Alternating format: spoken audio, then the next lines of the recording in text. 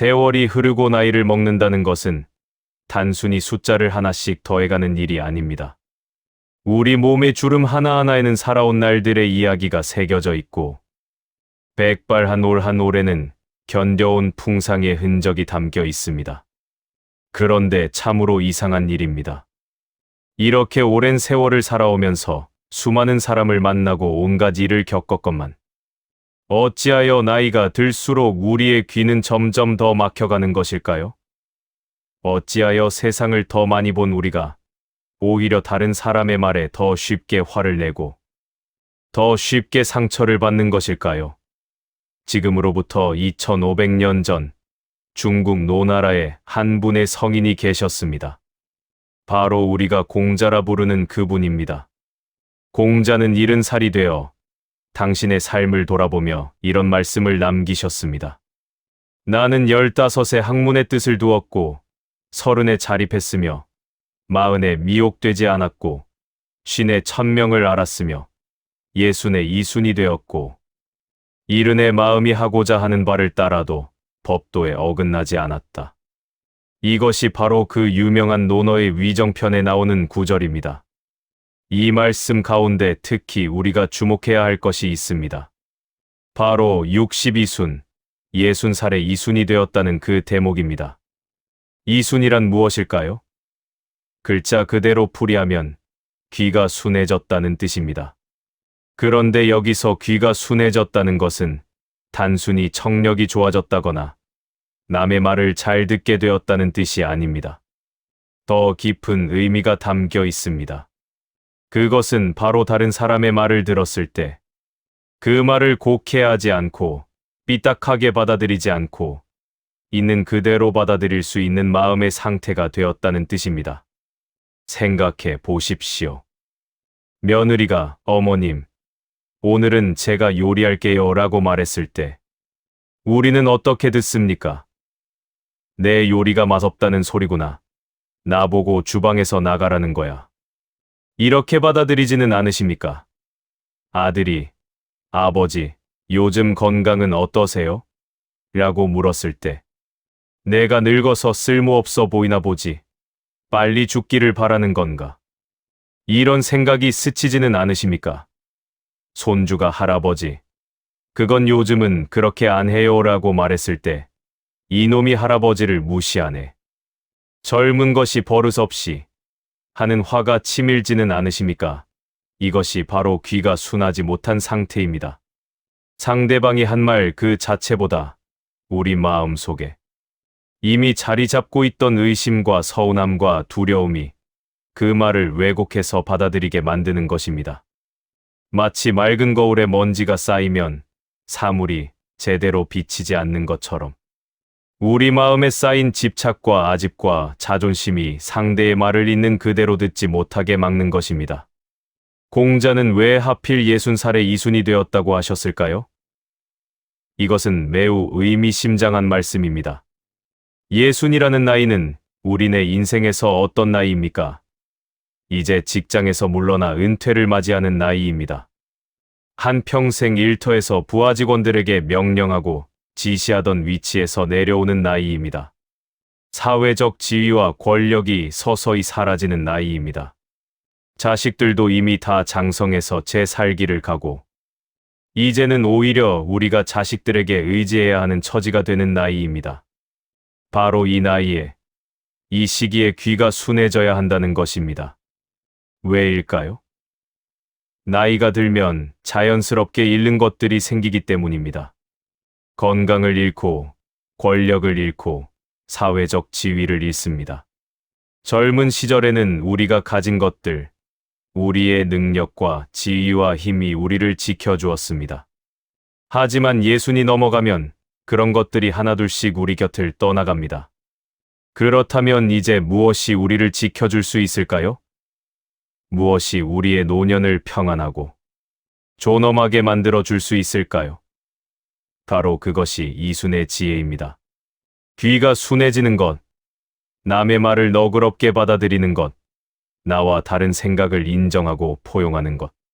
이것이야말로 노년을 지켜주는 가장 큰 힘입니다. 젊을 때는 내 주장을 관철시키는 것이 힘이었다면 늙어서는 남의 말을 받아들이는 것이 힘입니다.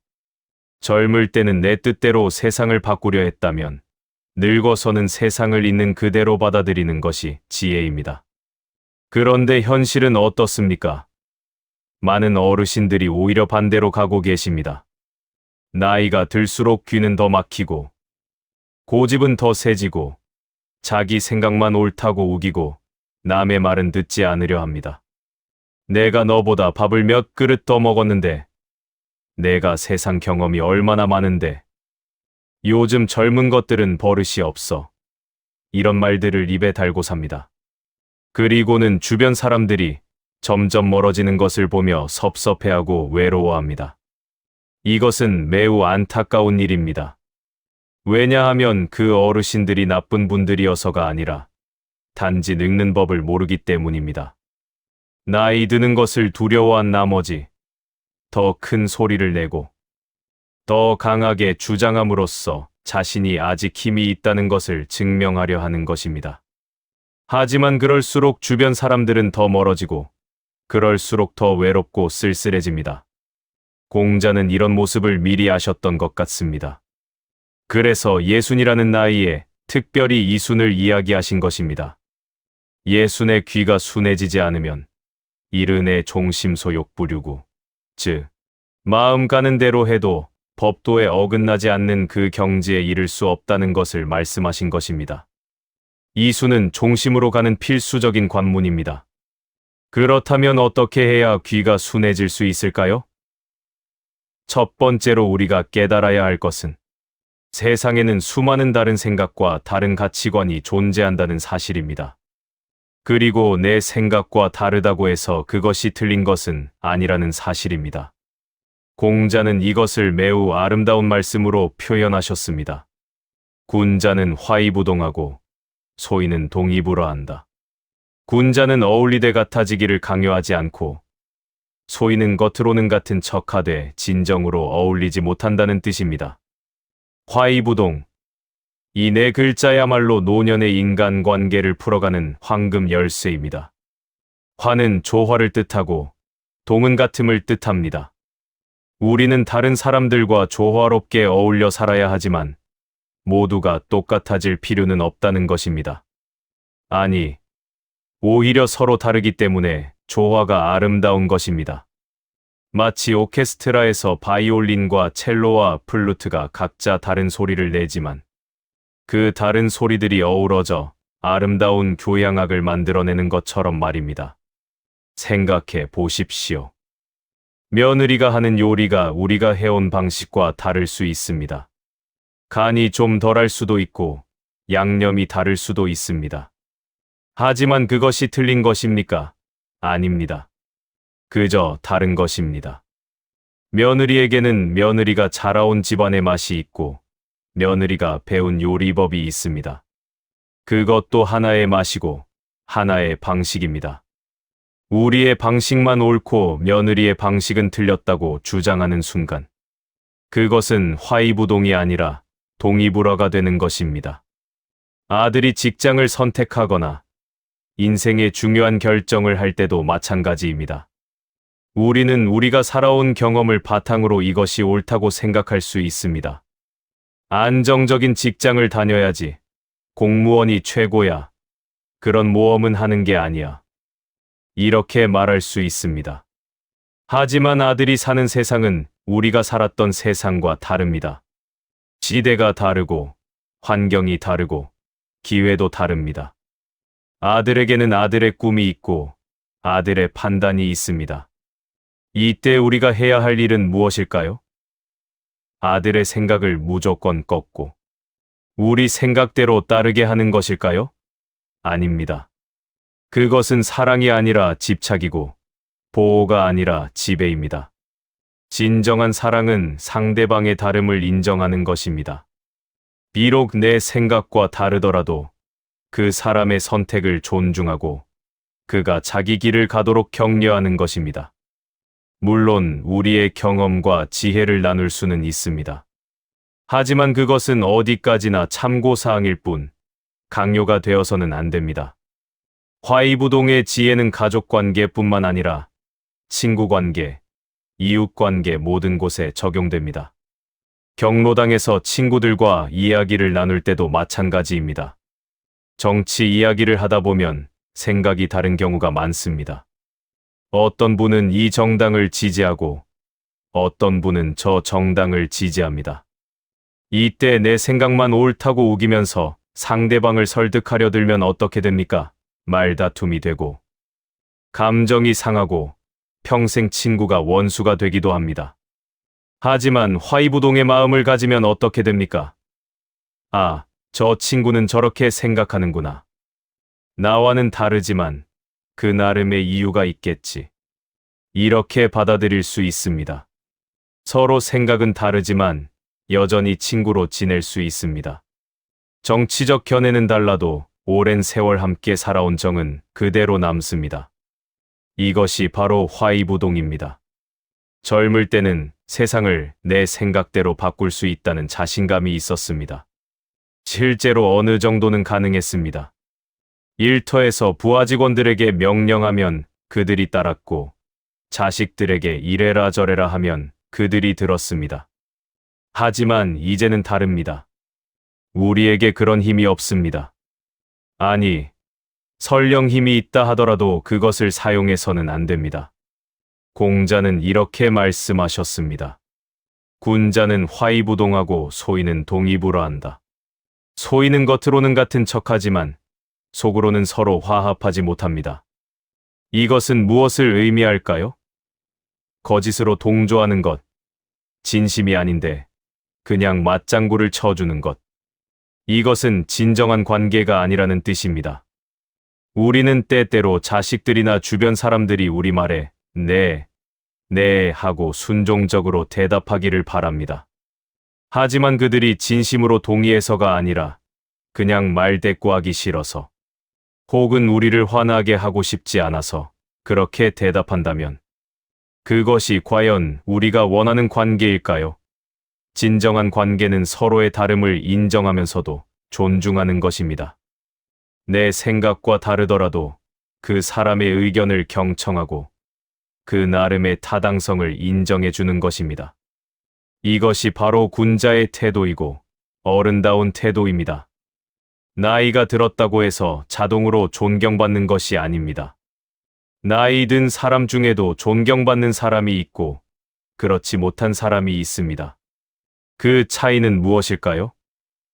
바로 화이부동의 지혜를 실천하느냐 하지 못하느냐의 차이입니다. 화이부동을 실천한다는 것은 또한 우리 자신에게도 자유를 주는 일입니다. 모든 사람이 나와 같아야 한다고 생각하면 우리는 끊임없이 세상과 싸워야 합니다. 며느리의 요리법이 마음에 안 들면 고쳐야 하고, 아들의 결정이 마음에 안 들면 바꿔야 하고, 친구의 생각이 마음에 안 들면 설득해야 합니다. 이렇게 살면 하루도 편할 날이 없습니다. 혈압은 오르고, 스트레스는 쌓이고, 관계는 틀어집니다. 하지만 화이부동의 마음을 가지면 어떻습니까? 사람은 다 다르구나. 내 방식도 있고 남의 방식도 있구나. 이렇게 받아들이면 마음이 편안해집니다. 굳이 세상을 내 뜻대로 바꾸려고 애쓰지 않아도 됩니다. 그냥 다름을 인정하고 그 다름 속에서도 조화를 찾으면 됩니다. 이것이 바로 이순의 시작입니다. 귀가 순해진다는 것은 바로 이런 마음의 상태를 말하는 것입니다. 여러분, 한번 돌이켜 생각해 보십시오. 지난 일주일 동안 우리는 몇 번이나 요즘 젊은 것들은 내 말이 맞다니까. 내가 너보다 경험이 많아. 이런 말을 했습니까? 그리고 그런 말을 한 후에 상대방과의 관계가 더 좋아졌습니까? 아니면 더 멀어졌습니까? 우리 마음은 더 편안해졌습니까? 아니면 더 답답하고 화가 났습니까? 공자는 또 이런 말씀을 하셨습니다. 과유불급, 지나친 것은 모자란 것과 같다는 뜻입니다. 이 말씀은 노년의 인간관계에서 특히 중요한 지혜입니다. 우리는 자식을 사랑합니다. 손주를 사랑합니다. 그 사랑은 진심이고 그 마음은 순수합니다. 하지만 그 사랑이 지나치면 어떻게 될까요? 사랑이 집착이 되고, 관심이 간섭이 되고, 보호가 지배가 됩니다. 며느리가 아침에 일어나면 어젯밤 잘 잤어. 오늘 뭐 먹을 거야? 아이들 학교 보냈어. 연달아 물어봅니다. 관심을 보이는 것이죠. 하지만 며느리 입장에서는 어떻습니까? 아침부터 시어머니의 질문 공세에 숨이 막힐 수 있습니다. 우리는 사랑으로 한 일인데 상대방은 감시와 간섭으로 받아들일 수 있습니다. 손주가 숙제를 하고 있으면 옆에서 이렇게 해라 저렇게 해라 가르쳐 줍니다. 그렇게 하는 게 아니야. 할아버지가 해줄게. 요즘 학교에서는 이것도 안 가르쳐. 이런 말들을 쏟아냅니다. 우리는 도와주려는 마음인데 아이는 오히려 짜증이 날 수 있습니다. 선생님도 아니고 부모님도 아닌 할아버지 할머니가 자꾸 간섭하니까요. 아들이 주말에 친구들과 약속이 있다고 하면 섭섭합니다. 요즘 너는 친구만 만나고 아버지는 안 만나니 부모보다 친구가 더 중요하냐? 이렇게 따지게 됩니다. 우리는 아들과 함께 시간을 보내고 싶은 마음인데 아들은 부담으로 느낍니다. 효도를 강요받는다고 생각합니다. 이 모든 것이 과유불급입니다. 사랑도 지나치면 독이 되고 관심도 지나치면 부담이 되고 가르침도 지나치면 잔소리가 됩니다. 공자는 이것을 정확히 꿰뚫어 보셨습니다. 중용의 도를 지켜야 한다고 하신 것도 바로 이 때문입니다. 그렇다면 어떻게 해야 할까요? 어떻게 하면 사랑하되 집착하지 않고 관심을 보이되 간섭하지 않고 가르치되 강요하지 않을 수 있을까요? 그 답은 바로 적당한 거리를 유지하는 것입니다. 물리적인 거리를 말하는 것이 아닙니다. 마음의 거리, 관계의 거리를 말하는 것입니다. 옛말에 군자지 교담여수라는 말이 있습니다. 군자의 사귐은 물처럼 담담하다는 뜻입니다. 물은 맛이 없습니다. 밋밋합니다. 하지만 그래서 오래갑니다. 진하고 달콤한 음료는 처음에는 좋지만 계속 마시면 물립니다. 물은 그렇지 않습니다. 평생을 마셔도 질리지 않습니다. 가족 관계도 마찬가지입니다. 너무 진하고 끈적끈적한 관계는 오래가지 못합니다. 처음에는 좋은 것 같지만 점점 서로가 부담스러워집니다. 오히려 적당히 담백한 관계가 오래갑니다. 매일 얼굴을 보지 않아도 마음으로 통하고 항상 같이 있지 않아도 필요할 때 서로 의지할 수 있는 관계 말입니다. 자식이 따로 살면 서운합니다. 우리를 버리고 따로 나가 사나 하는 생각이 듭니다. 하지만 생각을 바꿔 보십시오. 적당한 물리적 거리가 오히려 마음의 거리를 가깝게 만들 수도 있습니다. 매일 부딪히며 살 때는 서로 짜증나고 답답했던 것들이 가끔씩 만날 때는 그립고 소중하게 느껴집니다. 함께 살 때는 며느리의 작은 잘못도 눈에 거슬렸는데 따로 살고 나니 그래도 우리 며느리 참 고생한다 하는 마음이 생깁니다. 손주를 돌봐주는 것도 마찬가지입니다. 매일 봐주면 우리도 지치고 아이도 할머니한테 의존하게 됩니다. 하지만 일주일에 한두 번만 봐주면 어떻습니까?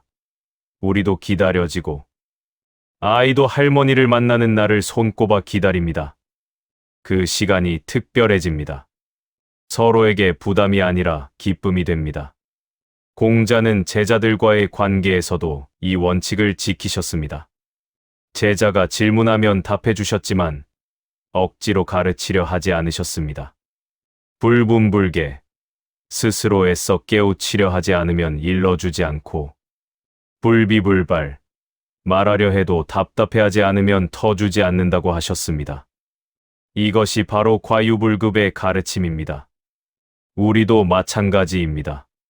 자식이 조언을 구할 때는 우리의 경험과 지혜를 나눠줄 수 있습니다. 하지만 자식이 원하지도 않는데 일방적으로 가르치려 들면 그것은 잔소리가 됩니다. 손주가 할아버지 이거 어떻게 해요? 하고 물을 때는 기꺼이 도와줄 수 있습니다. 하지만 아무도 묻지 않았는데 나서서 이래라 저래라 하면 그것은 간섭이 됩니다. 여기서 우리가 깨달아야 할 중요한 진리가 하나 있습니다. 나이가 들수록 우리의 역할이 바뀐다는 것입니다. 젊었을 때는 우리가 주도하고 이끌었습니다. 가정에서, 직장에서, 사회에서 우리가 중심이었습니다. 결정하고, 명령하고, 책임지는 것이 우리 몫이었습니다. 하지만 이제는 다릅니다. 이제는 우리가 중심에서 한 발짝 물러나야 할 때입니다. 무대의 주인공 자리를 다음 세대에게 넘겨주고, 우리는 조용히 뒤에서 지켜보고 응원하는 역할로 물러나야 합니다. 이것이 쉬운 일은 아닙니다. 평생 주인공으로 살아온 사람이 갑자기 조연이 되라고 하니 서운하고 섭섭합니다. 나는 이제 쓸모없는 사람이 된 건가? 아무도 나를 필요로 하지 않는구나 하는 상실감이 듭니다. 하지만 생각을 바꿔 보십시오. 무대 위의 주인공만 중요한 것이 아닙니다. 무대 뒤에서 조용히 지원하는 사람도 중요합니다. 아니, 어쩌면 더 중요할 수도 있습니다. 좋은 연극은 주인공 혼자 만드는 것이 아닙니다. 뒤에서 묵묵히 역할을 다하는 모든 사람들이 함께 만들어가는 것입니다. 가정도 마찬가지입니다. 이제 가정의 주도권은 아들과 며느리에게 넘어갔습니다. 그들이 결정하고, 그들이 책임지고, 그들이 이끌어 가야 합니다. 우리는 그들이 잘할 수 있도록 뒤에서 지원하면 됩니다. 필요할 때 조언하고, 도움이 필요할 때 손을 내밀고, 힘들어할 때 격려해 주면 됩니다. 그런데 여기서 또 조심해야 할 것이 있습니다. 그 지원과 도움마저도 과하면 안 된다는 것입니다. 며느리가 요리를 하는데 우리가 주방에 들어가서 이건 이렇게 하는 거야. 소금을 좀 더 넣어. 불을 줄여. 이렇게 하나하나 간섭하면 어떻게 됩니까? 며느리는 자기 요리를 할 수 없습니다. 우리가 도와주는 것이 아니라 방해하는 것입니다. 차라리 주방은 며느리에게 맡기고 우리는 거실에서 손주들과 놀아주는 것이 더 나을 수 있습니다. 아들이 직장 문제로 고민할 때도 마찬가지입니다. 아버지 생각에는 이렇게 하는 게 좋을 것 같은데 너는 어떻게 생각하니? 이렇게 묻는 것은 좋습니다. 하지만 내 말대로 해. 아버지 말이 틀린 적 있니? 이렇게 강요하면 안 됩니다. 조언은 참고사항일 뿐 결정은 아들이 내려야 합니다. 공자가 말씀하신 과유불급은 단순히 양의 문제가 아닙니다.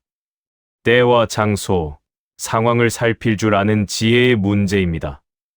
어떤 때는 말을 해야 하고, 어떤 때는 침묵해야 합니다. 어떤 때는 나서야 하고, 어떤 때는 물러나야 합니다. 어떤 때는 개입해야 하고, 어떤 때는 지켜봐야 합니다. 이 균형을 잡는 것이 쉽지 않습니다. 하지만 이것이 바로 예순 이후에 우리가 배워야 할 가장 중요한 공부입니다. 젊었을 때는 열심히 하는 것이 미덕이었습니다. 더 많이 일하고, 더 많이 베풀고, 더 많이 가르치는 것이 좋은 부모의 모습이었습니다. 하지만 이제는 다릅니다. 적당히 할 줄 아는 것, 때를 알고 물러날 줄 아는 것, 이것이 진짜 어른의 모습입니다. 여러분, 혹시 이런 경험 없으십니까? 명절에 온 가족이 모였을 때 우리는 정성껏 준비한 음식을 상에 가득 차려냅니다. 많이 먹어라. 이것도 먹어봐. 더 먹지 그래. 계속 권합니다. 처음에는 고맙다고 하던 자식들이 점점 힘들어합니다. 엄마 배불러요. 그만 먹고 싶어요. 태도 우리는 계속 음식을 권합니다. 결국 분위기가 어색해지고 자식들은 다음 명절이 두려워집니다. 이것도 과유불급입니다. 자식을 사랑하는 마음, 맛있는 것 먹이고 싶은 마음은 진심입니다. 하지만 그 사랑의 표현이 지나치면 오히려 부담이 됩니다. 자식들이 좋아하는 음식 몇 가지만 준비하고 먹고 싶은 만큼만 먹게 하면 됩니다. 그리고 식사 후에는 수고했다. 맛있게 먹었다 하는 말을 듣는 것으로 만족하면 됩니다. 경로당에서 친구들과 어울릴 때도 그렇습니다. 내가 알고 있는 것을 다 가르쳐 주려고 하거나 내 경험담을 장황하게 늘어놓으면 사람들이 지루해합니다. 적당히 이야기하고 남의 이야기도 들어주고 때로는 그냥 조용히 함께 앉아 있는 것도 좋은 친교입니다. 손주들과의 관계도 마찬가지입니다. 손주가 오면 온갖 것을 다 사주고 하고 싶은 것 다 하게 해주고 용돈도 많이 줍니다. 우리는 사랑의 표현이라고 생각하지만 아이에게는 어떤 영향을 미칠까요? 아이가 할아버지 할머니를 사랑하는 것이 아니라 할아버지 할머니가 주는 물질적인 것을 좋아하게 될 수 있습니다. 진정한 사랑은 물질이 아닙니다. 함께하는 시간, 따뜻한 말 한마디, 관심 어린 눈빛, 이런 것들이 진짜 사랑입니다. 공자는 또 이렇게 말씀하셨습니다. 온고이지신, 옛 것을 익혀 새 것을 안다. 우리가 살아온 경험과 지혜는 소중합니다. 그것을 잘 간직하고 필요할 때 나눠주는 것은 좋습니다. 하지만 세상은 변합니다. 우리가 살던 시대와 지금은 다릅니다. 옛 것만 고집하고 새 것을 받아들이지 않으면 우리는 시대에 뒤떨어진 꼰대가 됩니다. 우리 때는 말이야. 이렇게 시작하는 말을 조심해야 합니다. 물론 옛날 이야기를 하는 것 자체가 나쁜 것은 아닙니다. 하지만 우리 때는 이랬는데 요즘 것들은 이런 식으로 비교하고 비난하는 투가 되면 안 됩니다. 옛날은 옛날이고 지금은 지금입니다. 각 시대마다 그 나름의 어려움이 있고 그 나름의 방식이 있습니다. 우리가 젊었을 때 열심히 일한 것은 맞습니다. 아침 일찍부터 밤늦게까지 일했고 주말도 없이 일했습니다. 그렇게 해서 자식들을 키우고 집을 마련했습니다. 그것은 존경받아 마땅한 일입니다. 하지만 그렇다고 해서 지금 젊은이들이 게으르다거나 노력하지 않는다고 말할 수는 없습니다. 지금 젊은이들은 다른 방식으로 힘듭니다. 우리 때보다 경쟁은 더 치열하고 집값은 더 비싸고 취업은 더 어렵습니다. 우리는 열심히 일하면 보상이 따라왔지만 지금은 아무리 열심히 해도 보상이 보장되지 않는 시대입니다. 그들 나름의 고민과 어려움이 있습니다. 이런 것을 이해하고 공감하는 것이 바로 이순의 마음입니다. 내 경험만 절대적인 기준으로 삼지 않고 다른 세대의 경험도 존중하는 것입니다.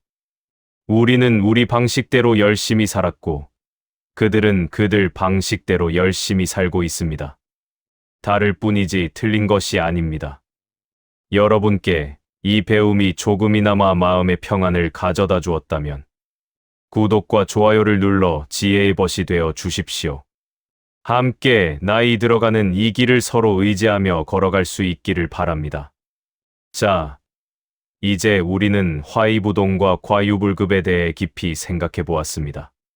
서로 다름을 인정하고 지나치지 않는 것, 이 두 가지만 잘 지켜도 노년의 인간관계가 훨씬 편안해집니다. 하지만 여기서 한 가지 더 중요한 것이 있습니다. 바로 우리의 말을 조심하는 것입니다. 공자는 말의 중요성에 대해 수없이 강조하셨습니다. 말을 잘하는 사람과 얼굴빛을 꾸미는 사교적인 사람 중에 인자한 사람은 드물다고 하셨습니다. 또한 군자는 말은 어눌하되 행동은 민첩하다 고도 하셨습니다. 이 말씀들이 우리에게 무엇을 가르쳐 주는 것일까요? 바로 말을 함부로 하지 말라는 것입니다. 나이가 들면 자연스럽게 말이 많아집니다. 젊었을 때는 일하느라 바빠서 말할 시간도 없었는데 이제는 시간이 많습니다. 경로당에 가면 하루 종일 이야기를 나눕니다. 집에서도 자식들에게, 손주들에게 할 말이 많습니다. 평생 쌓아온 경험과 지혜를 전해주고 싶은 마음이 간절합니다. 하지만 여기서 우리가 조심해야 합니다. 우리가 하는 말이 과연 듣는 사람에게 유익한 것인지, 아니면 그냥 우리 자신의 욕구를 채우기 위한 것인지 돌아봐야 합니다.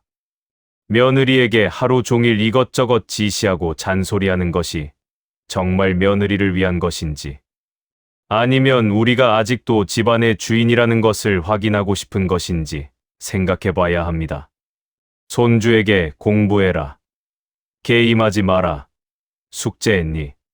반복해서 묻는 것이 정말 아이를 위한 것인지, 아니면 우리가 할 일이 없어서 아이에게 관심을 쏟는 것인지 돌아봐야 합니다. 경로당에서 몇 시간씩 자기 자랑이나 옛날 이야기만 늘어놓는 것이 친구들과의 진정한 교제인지, 아니면 그냥 우리 말을 들어줄 사람이 필요해서 그러는 것인지 반성해 봐야 합니다. 공자는 말이 교묘하고 얼굴빛이 좋은 사람 중에 인자한 사람이 드물다고 하셨습니다. 여기서 교묘한 말이란 무엇일까요?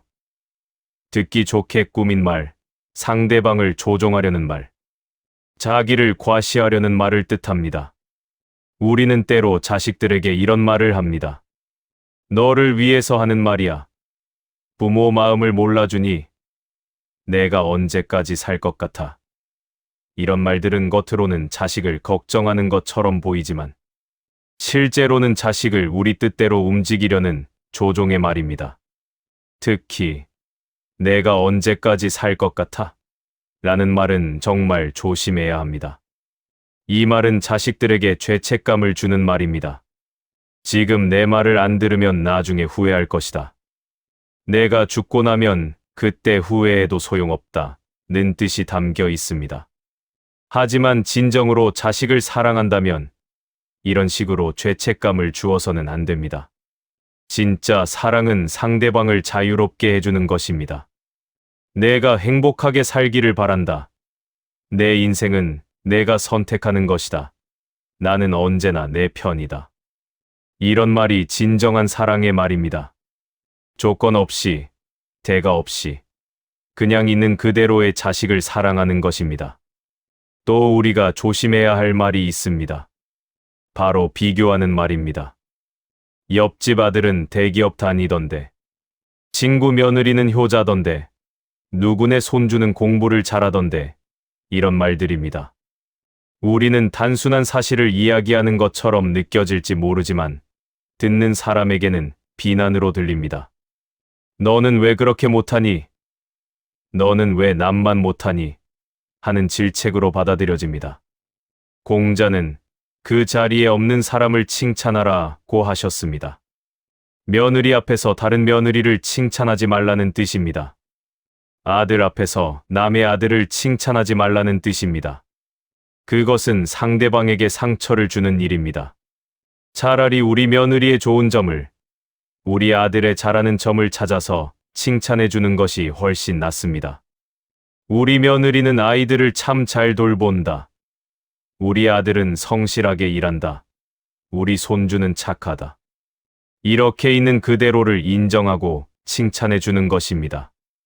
비록 남들보다 못한 것처럼 보여도 우리 가족은 우리 가족 나름의 장점이 있습니다. 그것을 찾아서 격려해 주는 것이 어른의 역할입니다. 나이가 들면 자연스럽게 옛날 이야기를 많이 하게 됩니다. 우리 때는 말이야. 내가 젊었을 때는, 옛날에는, 이런 이야기들입니다. 이것 자체가 나쁜 것은 아닙니다.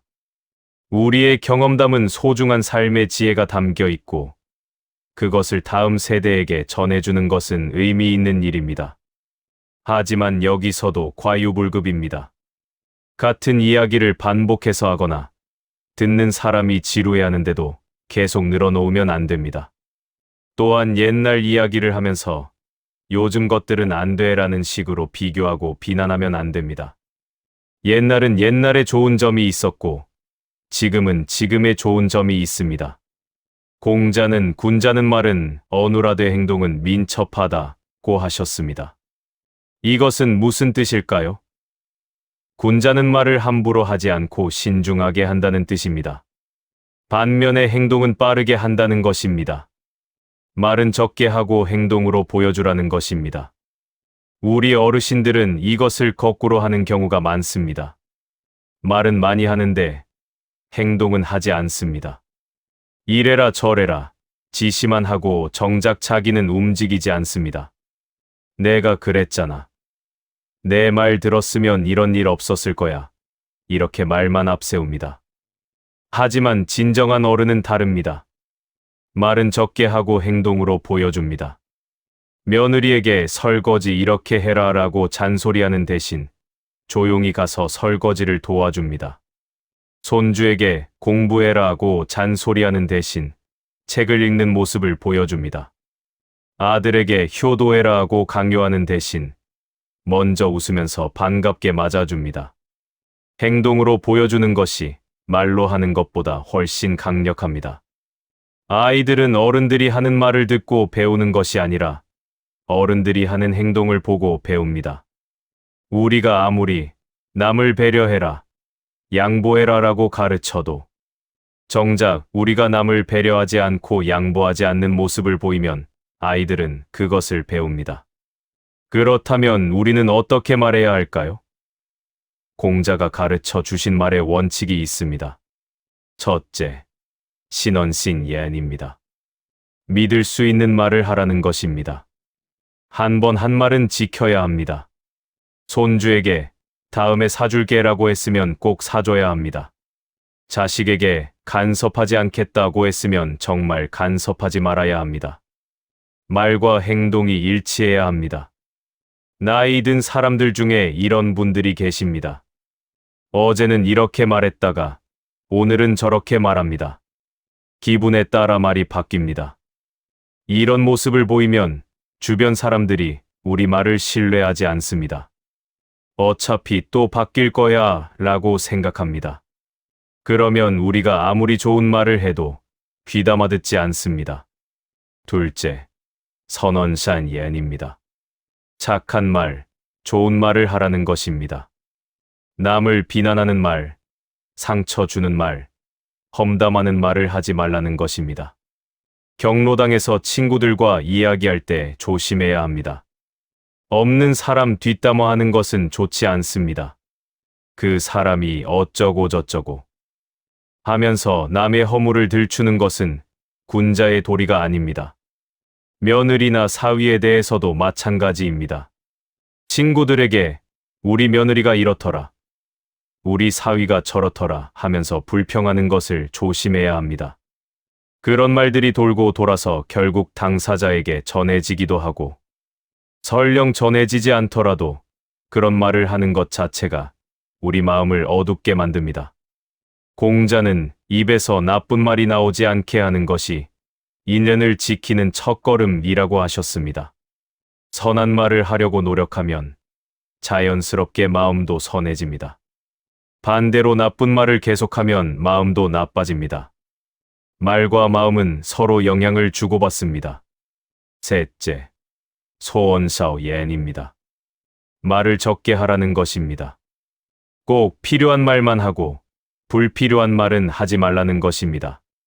특히 나이가 들수록 이것이 중요합니다. 젊었을 때는 말을 많이 해도 사람들이 들어줬습니다. 우리가 가진 지위와 권위 때문에라도 들어야 했습니다. 하지만 이제는 다릅니다. 아무도 억지로 우리 말을 들어줄 필요가 없습니다. 그렇다면 어떻게 해야 사람들이 우리 말에 귀를 기울일까요?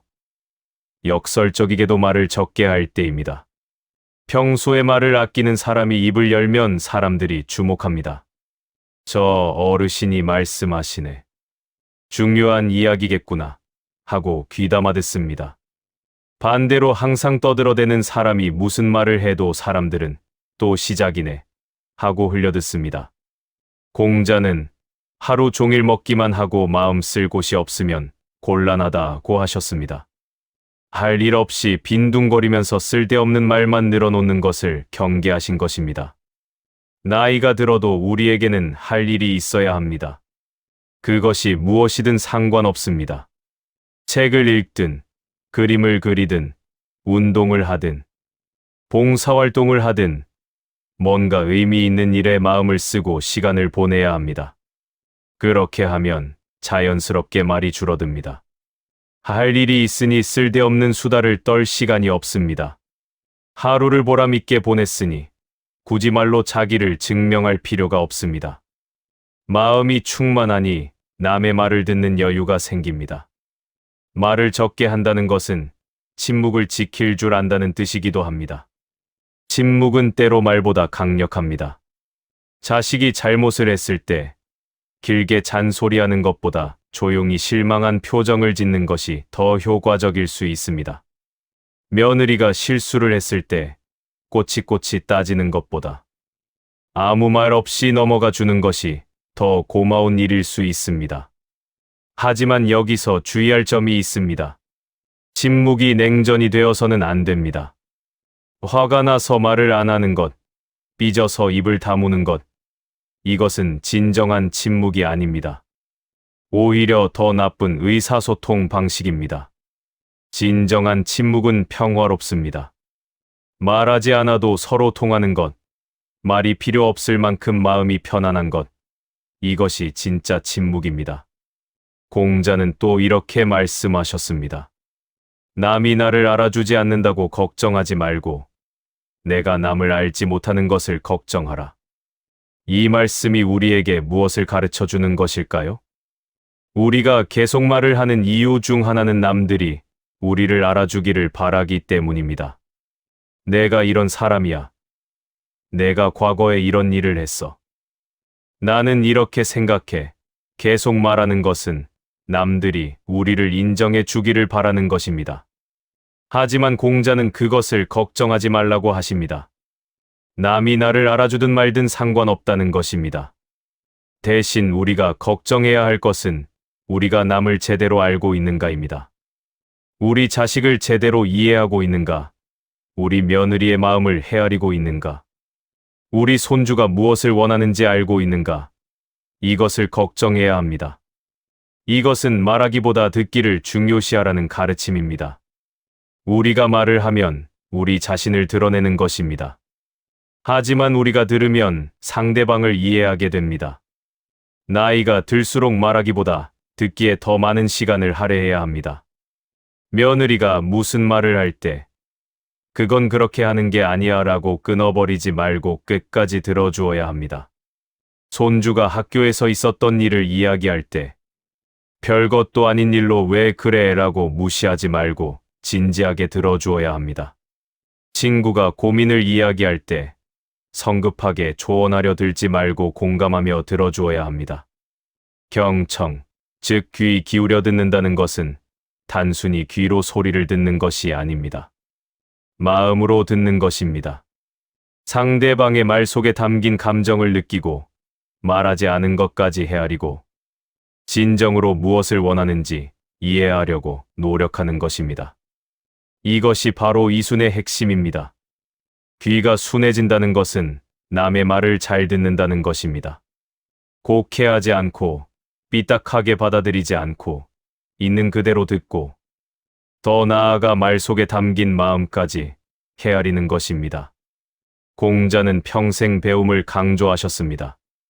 그 중에서도 특히 우리가 새겨들어야 할 말씀이 있습니다.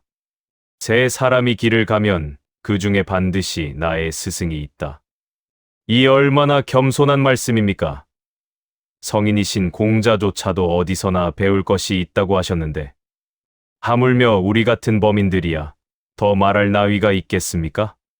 하지만 현실은 어떻습니까? 많은 어르신들이 내가 배울 게 뭐가 있어? 이 나이에 무슨 배움이야? 하며 배움을 멈춥니다. 더 나아가 내가 너보다 나이도 많고 경험도 많은데 내가 너한테 뭘 배워? 라는 태도를 보입니다. 특히 젊은 사람들, 자식 세대나 손주 세대에게 배운다는 것을 수치스럽게 여깁니다. 이것이야말로 노년을 비참하게 만드는 가장 큰 원인입니다. 배움을 멈추는 순간 우리의 정신은 늙기 시작합니다. 아니, 늙는 것을 넘어서 죽어갑니다. 몸은 살아있어도 정신은 이미 굳어버리고 말라버립니다. 새로운 것을 받아들이지 못하고 변화에 적응하지 못하고 결국 시대에 뒤처진 화석이 되어버립니다. 공자가 세 사람이 길을 가면 그 중에 반드시 나의 스승이 있다고 하신 것은 단순히 누구에게나 배울 점이 있다는 말씀만이 아닙니다. 더 깊은 의미가 담겨 있습니다. 그것은 바로 우리가 어떤 태도로 세상을 바라보느냐의 문제입니다. 배우려는 마음으로 세상을 보면 모든 것이 스승입니다. 며느리에게서도 배울 것이 있고, 손주에게서도 배울 것이 있고, 심지어 길가의 나무에서도 배울 것이 있습니다. 하지만 나는 다 안다는 마음으로 세상을 보면 아무것도 보이지 않습니다. 눈은 떴지만 장님이나 다름없습니다. 며느리가 스마트폰을 능숙하게 다루는 것을 보고 우리는 어떻게 반응합니까? 요즘 젊은 것들은 기계만 들여다본다 하고 혀를 차십니까? 아니면 나도 좀 가르쳐 줄래? 라고 겸손하게 부탁하십니까? 전자는 배움을 거부하는 태도이고 후자는 배움을 받아들이는 태도입니다. 손주가 컴퓨터로 숙제를 하는 것을 보면서 요즘은 손으로 안 쓰고 기계로만 하니 글씨가 엉망이지 라고 비난합니까? 아니면 어떻게 하는 건지 할아버지한테도 알려줄래? 라고 물어봅니까? 우리가 어떤 태도를 택하느냐에 따라 손주와의 관계가 달라지고 나아가 우리 자신의 삶의 질이 달라집니다. 공자가 말씀하신 3인행 필요하사의 정신은 단순히 기술이나 지식을 배우라는 것만이 아닙니다. 더 중요한 것은 사람을 대하는 태도를 배우라는 것입니다. 착한 사람을 보면 그를 본받고 좋지 않은 사람을 보면 나 자신을 반성하라고 하셨습니다. 경로당에서 친구를 만날 때도 마찬가지입니다.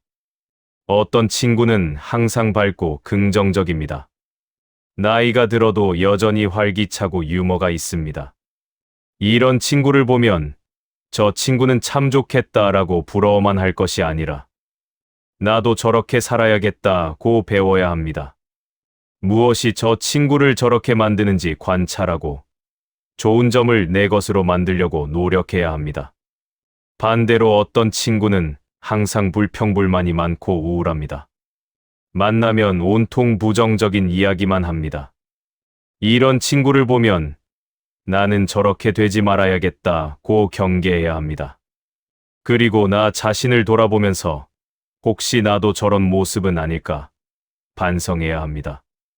이것이 바로 공자가 가르치신 배움의 자세입니다. 좋은 것을 보면 따라 배우고 나쁜 것을 보면 거울 삼아 반성하는 것입니다. 이렇게 살면 모든 사람, 모든 상황이 우리의 스승이 됩니다. 세상 모든 것이 우리를 성장시키는 기회가 됩니다. 특히 자식 세대에게 배우는 것을 두려워하지 말아야 합니다. 많은 어르신들이 자식한테 배우면 체면이 깎인다고 생각합니다. 부모가 자식보다 못하다는 걸 인정하는 꼴이라고 여깁니다. 하지만 이것은 잘못된 생각입니다. 세대마다 잘하는 것이 다릅니다. 우리는 우리가 살아온 시대의 지혜가 있고 자식들은 그들이 사는 시대의 지식이 있습니다. 우리가 농사일을 잘 알고 있다면 자식들은 컴퓨터를 잘 다룹니다. 우리가 손으로 물건을 만드는 기술이 있다면 자식들은 인터넷으로 정보를 찾는 능력이 있습니다. 서로 다른 것을 가지고 있는 것이지 누가 우월하고 누가 열등한 것이 아닙니다. 그렇다면 서로 배우면 됩니다. 우리는 자식들에게 우리의 지혜를 나눠주고 자식들은 우리에게 그들의 지식을 가르쳐 줍니다. 이것이 진정한 세대 간의 소통이고 화합입니다. 아들에게 은행 앱 사용법 좀 가르쳐 줄래? 라고 부탁하는 것이 부끄러운 일입니까? 전혀 아닙니다. 오히려 아들은 기뻐합니다. 아버지가 나를 필요로 하시는구나. 내가 아버지께 도움이 될 수 있구나 하고 뿌듯해합니다. 이것이 효도를 실천할 기회를 주는 것입니다. 며느리에게 요즘 젊은 사람들은 이런 거 어떻게 생각해? 라고 물어보는 것도 좋습니다. 며느리는 어머님이 내 의견을 존중해 주시는구나. 나를 한 사람의 어른으로 대해 주시는구나 하고 고마워합니다. 이것이 며느리와 친해지는 지름길입니다. 손주에게 할아버지한테 게임 좀 알려줄래? 라고 하면 손주는 신이 납니다. 평소에는 게임하지 마라 공부해라는 소리만 듣다가 할아버지가 관심을 보이고 배우려 하니 얼마나 좋겠습니까? 함께 게임을 하면서 자연스럽게 대화도 나누고 친밀감도 쌓입니다. 공자는 배우고 때때로 익히면 또한 기쁘지 아니한가라고 하셨습니다. 배움, 그 자체가 기쁨이라는 말씀입니다. 나이와 상관없이 배우는 것은 즐거운 일입니다. 새로운 것을 알게 되고 할 수 있는 것이 늘어나고 세상이 넓어지는 것은 언제나 기쁜 일입니다. 요즘 많은 어르신들이 스마트폰 사용법을 배우십니다. 처음에는 이 나이에 이런 걸 왜 배워야 하나 하시다가도 막상 배우고 나면 신세계가 열립니다. 자식들과 사진을 주고받고 손주들과 영상통화를 하고 친구들과 단체 대화방에서 수다를 떱니다. 은행도 가지 않고 집에서 송금을 하고 병원 예약도 스마트폰으로 합니다. 이렇게 새로운 것을 배우고 활용하면서 어르신들은 말합니다. 진작 배울 걸, 이렇게 편한 줄 알았으면 일찍 시작할 걸 하고 후회하십니다. 그리고 무엇보다 중요한 것은 새로운 것을 배우면서 정신이 젊어진다는 것입니다. 뇌가 활성화되고 호기심이 생기고 삶의 활력이 돕니다. 의학적으로도 증명된 사실입니다. 계속 배우고 새로운 것에 도전하는 노인들이 치매에 걸릴 확률이 훨씬 낮다고 합니다. 뇌도 근육처럼 쓰지 않으면 퇴화합니다. 계속 사용하고 자극을 주어야 건강하게 유지됩니다. 반대로 나는 이제 배울 것 없어. 옛날 방식이 최고야 하면서 새로운 것을 거부하고 익숙한 것에만 머물러 있으면 어떻게 됩니까? 점점 세상과 단절되고 자식들과도 소통이 안 되고 결국 외롭고 쓸쓸한 노년을 보내게 됩니다. 공자는 또 이렇게 말씀하셨습니다. 옛것을 익히고 그것을 통해 새것을 안다면 스승이 될 수 있다. 우리가 가진 옛것, 즉 우리의 경험과 지혜는 소중합니다. 그것을 버리라는 것이 아닙니다. 그것을 기반으로 새로운 것을 받아들이라는 것입니다. 예를 들어 우리는 손으로 편지를 쓰며 살았습니다. 정성껏 붓으로 글씨를 쓰고 편지지에 마음을 담았습니다. 이것은 아름다운 문화이고 지켜야 할 전통입니다. 하지만 지금은 문자 메시지와 이메일이 대세입니다. 우리는 어떻게 해야 할까요? 옛것을 고집하며 손편지가 진짜 편지지, 문자 메시지가 무슨 편지야 하면서 거부할 수도 있습니다. 하지만 더 좋은 방법은 옛것에 정신을 새것에 담는 것입니다. 문자 메시지를 보내더라도 정성을 담아서 보내는 것입니다. 형식은 달라졌지만 마음을 전한다는 본질은 같습니다. 요리도 마찬가지입니다. 우리가 해온 전통 방식의 요리는 훌륭합니다. 하지만 며느리가 새로운 조리도구를 사용하거나 다른 방식으로 요리하는 것도 인정해야 합니다.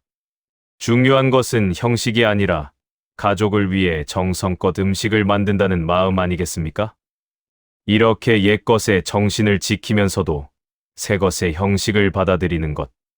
이것이 바로 공자가 말씀하신 온고지신입니다.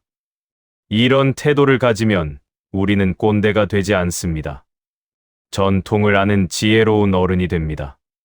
자식들도 이런 어른을 존경합니다. 우리 아버지는 나이가 드셨어도 젊은이 못지않게 새로운 것을 배우신다. 우리 어머니는 전통도 지키시면서 시대 변화도 받아들이신다 하면서 자랑스러워합니다. 친구들에게도 우리 부모님한테 배워야 할 게 많다고 이야기합니다.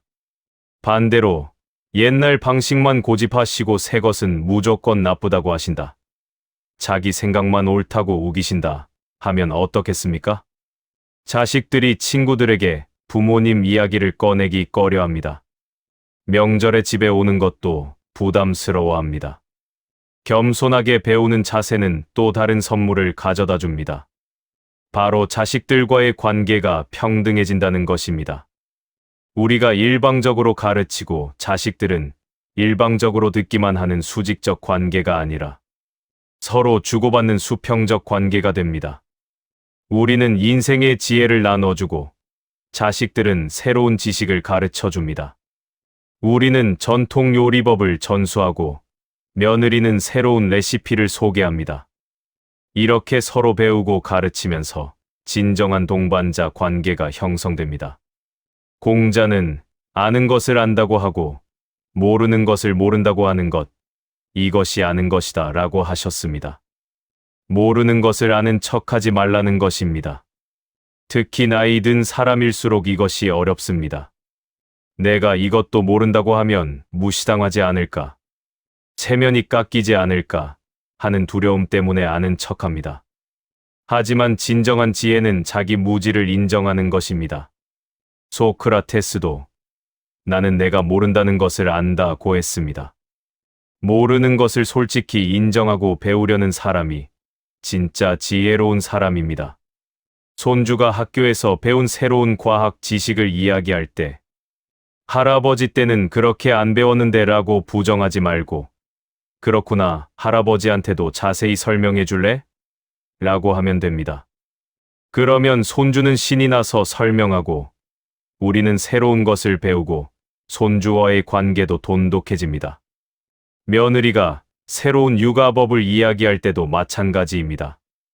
요즘은 그렇게 한다는데 어머님 생각은 어떠세요? 라고 물으면 옛날에는 이렇게 했는데 요즘 방식도 나름 이유가 있겠구나. 한번 해보렴이라고 하면 됩니다. 우리 경험도 나누고 며느리의 방식도 존중하는 것입니다. 이렇게 배우는 자세를 유지하면 우리의 정신은 늙지 않습니다. 아니, 나이가 들수록 오히려 더 깊어지고 넓어집니다. 젊었을 때는 내 경험만이 전부였다면 나이 들어서는 내 경험에 남의 경험까지 더해지니 지혜가 배가 됩니다. 공자는 70살에 이르러 종심소욕부류구 외경지에 도달하셨다고 하셨습니다. 마음이 하고자 하는 바를 따라도 법도에 어긋나지 않는다는 뜻입니다. 이것이 바로 인간이 도달할 수 있는 최고의 경지입니다. 하지만 이 경지는 갑자기 오는 것이 아닙니다. 예순의 이순을 이루고 그것을 바탕으로 이르내 종심에 이르는 것입니다. 귀가 순해지지 않고서는 종심에 이를 수 없습니다. 남의 말을 곡해하고 삐딱하게 받아들이는 사람이 어떻게 마음의 자유를 얻을 수 있겠습니까? 항상 남과 부딪히고 다투는 사람이 어떻게 평온함을 누릴 수 있겠습니까? 그래서 이수는 종심으로 가는 필수적인 관문입니다. 종심의 경지란 무엇일까요? 억지로 참고 견디는 것이 아닙니다. 규칙에 얽매여 사는 것도 아닙니다. 오히려 그 반대입니다. 자연스럽게 마음 가는 대로 살아도 저절로 바른 길을 가게 되는 것입니다. 이것이야말로 진정한 자유이고 진정한 성숙입니다. 어린아이는 마음 가는 대로 합니다. 하지만 법도를 모릅니다. 그래서 부모가 가르치고 훈육해야 합니다. 젊은이는 법도를 배웁니다. 하지만 아직 완전히 내면화되지 않았습니다. 그래서 의식적으로 노력해야 합니다. 이건 하면 안 돼, 저건 해야 해 하면서 스스로를 통제합니다. 하지만 진정으로 성숙한 사람, 공자가 말씀하신 이른의 경지에 이른 사람은 다릅니다. 법도가 이미 몸에 배어 있습니다. 마음속 깊이 새겨져 있습니다. 그래서 굳이 의식하지 않아도, 억지로 노력하지 않아도 자연스럽게 바르게 행동하게 됩니다. 이것을 노년에 비유하면 어떨까요? 젊었을 때는 억지로 참았습니다. 화가 나도 참고, 속상해도 참고, 억울해도 참았습니다. 사회생활을 해야 하니까, 체면을 지켜야 하니까, 가족을 위해서 참았습니다. 하지만 그것은 진정한 평화가 아니었습니다. 속으로는 끓어오르는데 겉으로만 참는 것이었습니다. 나이가 들면서 은퇴하고 사회적 책임에서 벗어나니 어떻게 됩니까? 더 이상 참을 필요가 없다고 생각합니다. 이제는 내 마음대로 살아야지. 평생 참고 살았는데 이제는 하고 싶은 대로 해야지 하면서 억눌렀던 것들을 폭발시킵니다. 화내고 싶으면 화내고, 짜증나면 짜증내고, 하기 싫으면 안 합니다. 하지만 이것이 종심일까요? 아닙니다. 이것은 그냥 방종입니다. 절제를 잃은 것입니다. 진정한 종심은 화낼 일이 없어지는 것입니다. 짜증날 일이 사라지는 것입니다.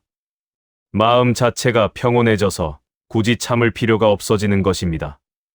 예를 들어 보겠습니다. 며느리가 설거지를 우리 방식과 다르게 합니다. 젊었을 때 우리는 어떻게 했습니까? 속으로는 저렇게 하면 안 되는데 하면서도 겉으로는 참았습니다.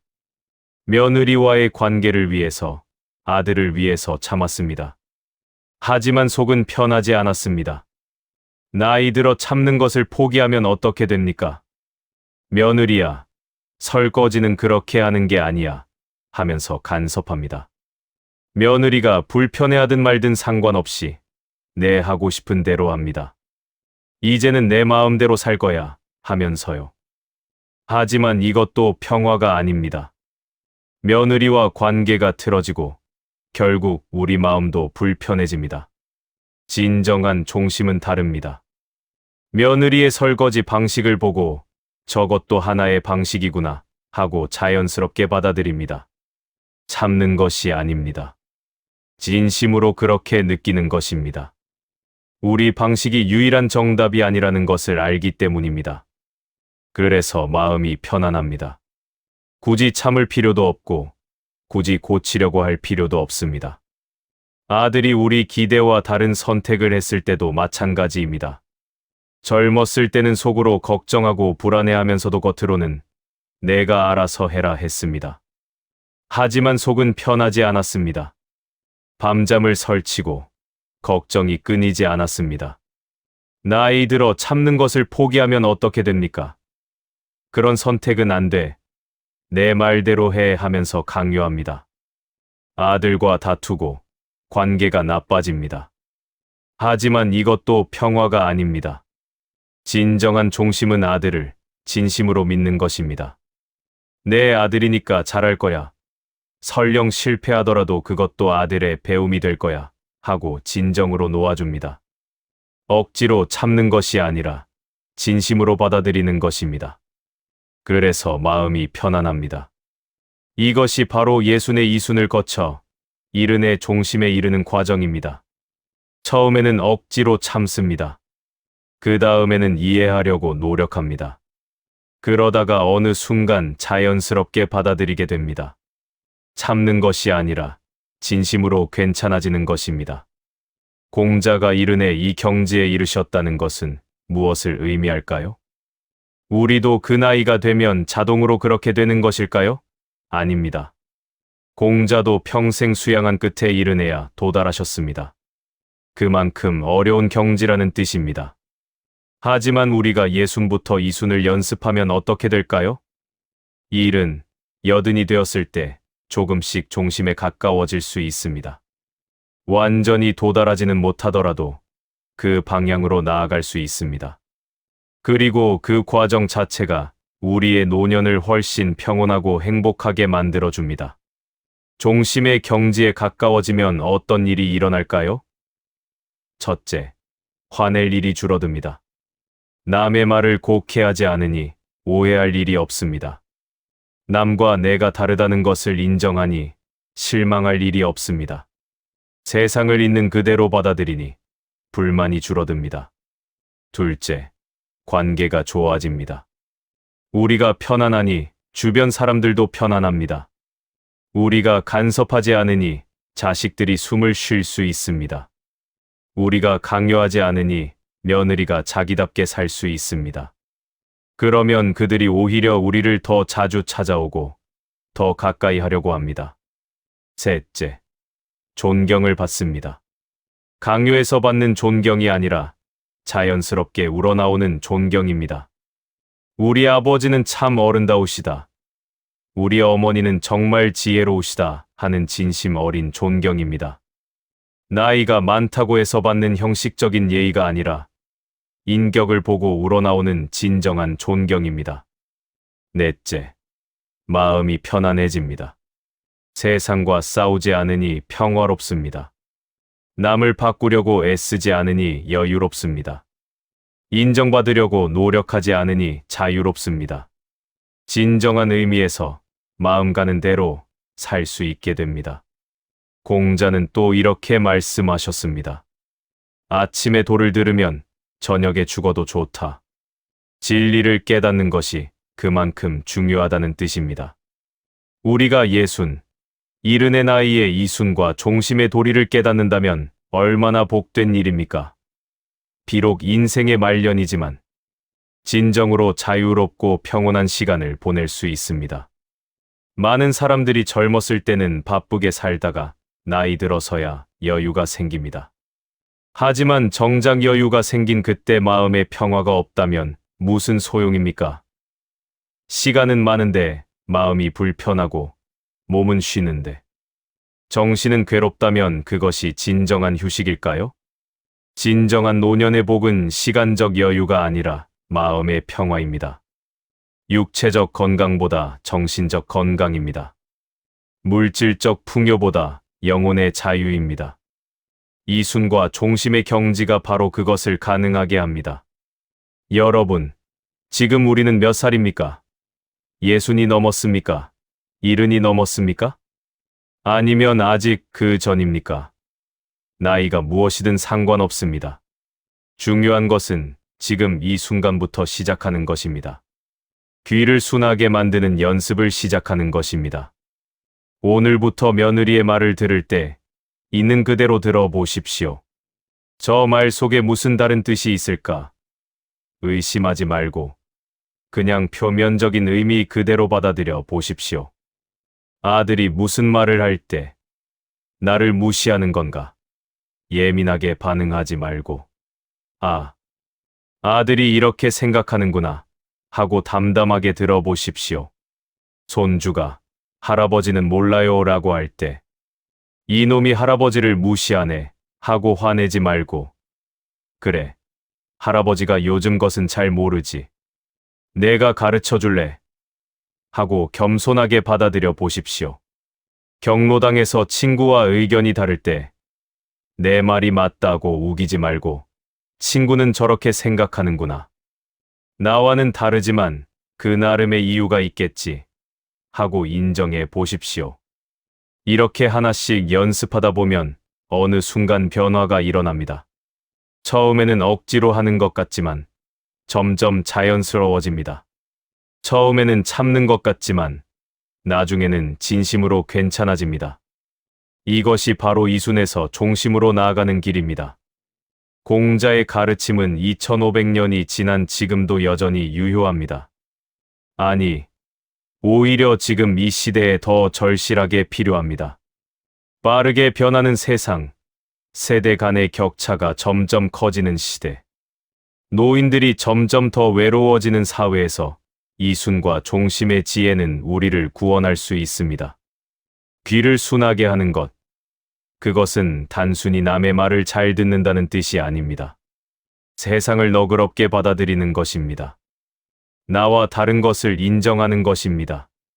변화를 두려워하지 않는 것입니다. 젊은 세대를 존중하는 것입니다. 겸손하게 배우는 것입니다. 이 모든 것이 모여서 진정한 어른을 만듭니다.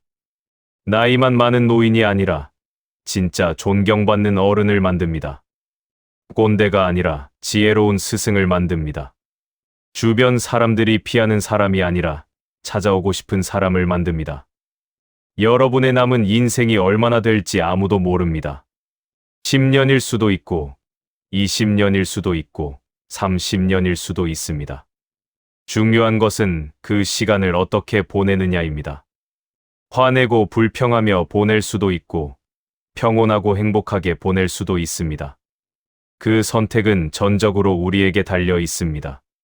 세상이 우리를 어떻게 대하느냐가 아니라 우리가 세상을 어떻게 받아들이느냐가 중요합니다. 자식들이 우리에게 효도를 하느냐가 아니라 우리가 자식들을 어떻게 대하느냐가 중요합니다. 공자가 보여주신 길은 명확합니다. 예순의 귀를 순하게 하고 이른의 마음의 자유를 얻는 것입니다. 이 길을 따라가면 우리의 노년은 축복이 됩니다. 짐이 아니라 선물이 됩니다. 고통이 아니라 기쁨이 됩니다. 오늘 이 말씀을 들으신 여러분, 이제 무엇을 하시겠습니까? 예전처럼 요즘 젊은 것들은 내 말이 맞다니까. 우리 때는 하면서 살아가시겠습니까? 아니면 오늘부터 조금씩 변화를 시작하시겠습니까? 작은 것부터 시작하십시오. 오늘 며느리가 무슨 말을 하거든 반사적으로 반응하지 말고 한번 깊이 생각해 보십시오. 오늘 손주를 만나거든 잔소리부터 하지 말고 먼저 따뜻하게 안아주십시오. 오늘 경로당에 가거든 내 이야기만 하지 말고 친구의 이야기를 경청해 보십시오. 이렇게 하루하루 작은 변화를 쌓아가다 보면 어느 순간 큰 변화가 일어날 것입니다. 주변 사람들이 우리를 대하는 태도가 달라질 것입니다. 자식들이 더 자주 찾아올 것입니다. 손주들이 할아버지 할머니를 좋아할 것입니다. 친구들이 우리와 함께 있기를 즐거워할 것입니다. 무엇보다 중요한 것은 우리 자신이 행복해질 것이라는 점입니다. 마음이 편안해질 것입니다. 화낼 일이 줄어들 것입니다. 혈압도 안정될 것입니다. 잠도 잘 올 것입니다. 삶이 평화로워질 것입니다. 이것이 바로 공자가 우리에게 보여주신 노년의 지혜입니다. 62순, 70종심. 예순의 귀가 순해지고 이른의 마음이 자유로워지는 그 복된 길을 우리 모두 함께 걸어갑시다. 나이 드는 것을 두려워하지 말고 오히려 더 깊어지고 더 넓어지는 기회로 삼읍시다. 여러분 한 분 한 분이 주변 사람들에게 존경받는 어른이 되시기를, 자식들이 자랑스러워하는 부모가 되시기를, 손주들이 사랑하는 할아버지 할머니가 되시기를 진심으로 기원합니다. 그리고 무엇보다 여러분 자신이 진정으로 평안하고 행복한 노년을 보내시기를 간절히 바랍니다. 공자의 가르침이 여러분의 마음의 작은 씨앗이 되어 날마다 자라나 아름다운 나무가 되기를 소망합니다. 그 나무 아래서 여러분과 여러분의 가족들이 함께 쉬며 행복을 나누는 그날이 오기를 기대합니다. 감사합니다.